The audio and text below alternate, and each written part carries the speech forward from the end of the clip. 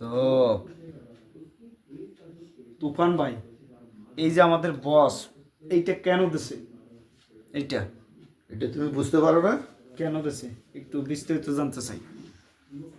কি বলো তো? কয়েকদিন আগে তুমি তো যখন দেখলা আকাশ থেকে একটা চিল নামলো, নামার সঙ্গে সঙ্গে কাক হয়ে গেল। ওই কাক যখন কা কা কা কা শুরু করে দিল, ওই কাকা থামানোর জন্য আজকে বরবাদের ফার্স্ট লুক দিয়ে 3D মোশনের মাধ্যমে মেগাস্টার শাকিব খান বলে দিল, এই কাক তুই চুপ কর, আমি এসে গেছি, চুপ। বুঝতে পেরেছো এবার? এইটা তো পাবলিক তো এটা মাথায় কোন কাজ করতেছে না, সে বলতেছে হেটার্সদের বলছে। এখন তুফান ভাই তো বলতেছে না হেটার্সদের না, অন্য কিছু বিষয় নাকি? এটা ওই যে কাক, চিল থেকে কাক। তা বুঝতে পারছেন? আপনারা কমেন্টে জানান যে কে কে হতে পারে। এটা হচ্ছে সারপ্রাইজ যে কে দিয়েছে। এখন তুফান ভাই এই যে ফার্স্ট লুক নিয়ে আপনার কি প্রত্যাশা? সেকেন্ড ফার্স্ট লুক আরেকটা আসতেছে, সেকেন্ড লুক সরি।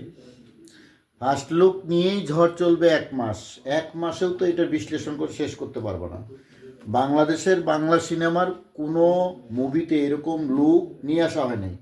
অর্থাৎ একটা সিনেমার যখন ফার্স্ট লুক দেওয়া হয়, পুরো সিনেমার গল্পটাকে চিন্তা করে পুরো বিষয়টিকে একটা ফার্স্ট লুকের মধ্যে উপস্থাপন করে সেটাকে রিপ্রেজেন্ট করা হয়। এই ফার্স্ট লুকটা যে যত বেশি বিশ্লেষণ করতে পারবে বরবাদ সিনেমা সম্পর্কে তত বেশি জানতে পারবে। আগে বিশ্লেষণ করো আসলে এখানে কি কি আছে। ভায়োলেন্স, এখন তুফান ভাই সাইলেন্স, এই যে অ্যাকশন ভরপুর, এগুলো একটু বিশ্লেষণ করো তোমরা।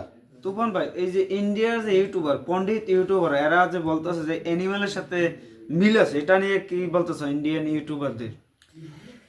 অ্যানিমেল তৈরি হয়েছে ইন্ডিয়ান টাকায়, হুম ওটা ওদের সম্পদ। হুম অ্যানিমেল একটা ভালো মুভি, অ্যানিমেলকে ফলো অনেকেই করবে, একটা ব্যবসা সফল মুভি হয়েছে বলিউডের। আর বরবাদ হচ্ছে বাংলাদেশের টাকায়, বাংলাদেশের মেগাস্টারকে নিয়ে, এটা বাংলাদেশের সম্পদ। আমরা অ্যানিমেল দেখেছি বা দেখি নাই তা আমাদের বলার কোনো দরকার নাই।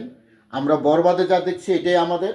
বরবাদ কারোর সঙ্গে কম্পিটিশন করে নাই, বরবাদ কোনো রকমের কোনো কারো প্রতিস্থাপন করে নাই।